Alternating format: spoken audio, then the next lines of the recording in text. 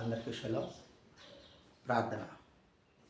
మహాగణుడా, మహోన్నతుడా, సర్వాధికారి, సర్వసృష్టికర్త, కృపా సంపన్నుడా, కృపాత్మ కీర్తనీయుడా, కుడి చేతితో నన్ను పట్టుకున్న ఎలోహిం, కరుణా సంపన్నుడైన తండ్రి, కల్వరిలో శ్రేష్ఠుడా, కరుణానిధి, కాంక్షణీయుడా, కరుణామూర్తి, కోట కొండ అయిన ఎలోహిం, కాంతిమయుడా, కలుషాత్ములకై ప్రాణం పెట్టిన అదోనాయ్, కుంటివారిని నడిపించిన ఎలోహిం, కృపా సత్య సంపూర్ణుడా, కోటి సూర్యుల ప్రభావము గల ఎలోహిం, కృపా కనికరము గల ఎలోహిం, కృపాతిశయము గల అదోనాయ్, క్షేమామృత పూర్ణుడా, కృంగిన వారిని లేవనెత్తువాడా, కృపా సమృద్ధి గల తండ్రి, మీ ఘనమైన నామమునకు స్తుతులు స్తోత్రాలు చెల్లించుకుంటాం. ఈ ఉదయకాల సమయంలో మీరు మాతో మాట్లాడి ఇది మమ్మల్ని సరిచేసి మీ సారూప్యతలోనికి నీ పరిశుద్ధతను, నీ పరిపూర్ణతను స్వతంత్రించుకునేలాగున మమ్మల్ని నిలవబెట్టమని మా మనవలుడు, మా రక్షకుడు, విమోచకుడు యెషూవా మెస్సీయ నామమున అడిగి పొందుకుంటున్నాం తండ్రి. ఆమేన్. ఎడారి త్రోవలో నేను నడచిన, ఎరుగని మార్గములను నడిపిన, నా ముందు నడచిన జయవేరుడా, నా విజయ సంకేతమా.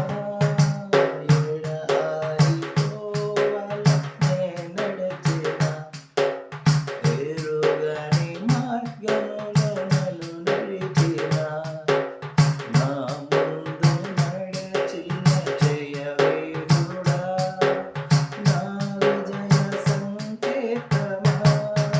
నీవే నా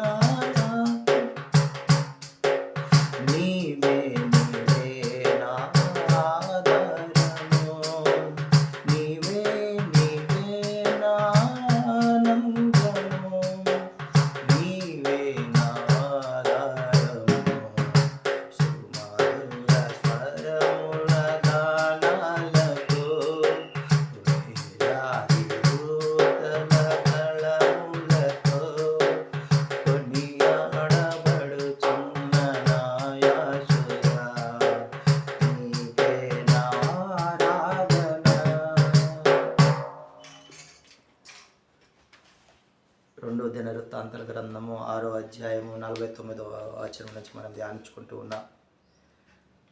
ఈ అధ్యాయంలో అహరోను సంతతి వారు దహన బలిపీఠం మీద దహన బలులు అర్పించడి వారిగా అతి పరిశుద్ధాలయపు పని అంతటిని వీరు ఈ సంతతి చేసేలాగున మోషే గారు ఏర్పాటు చేసినట్లుగా, నిర్ణయించినట్లుగా వీరు ఇజ్రాయేలీయుల ఎడ ప్రాయశ్చిత్తము కలుగుటకై వీరు ఈ పని అంతయు చేయాలని యాజకులు మనము గమనించగలం.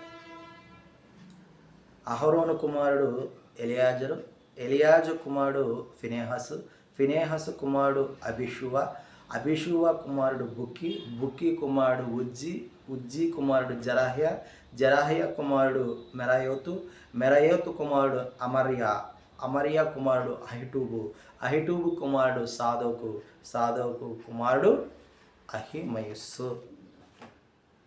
ఆమేన్.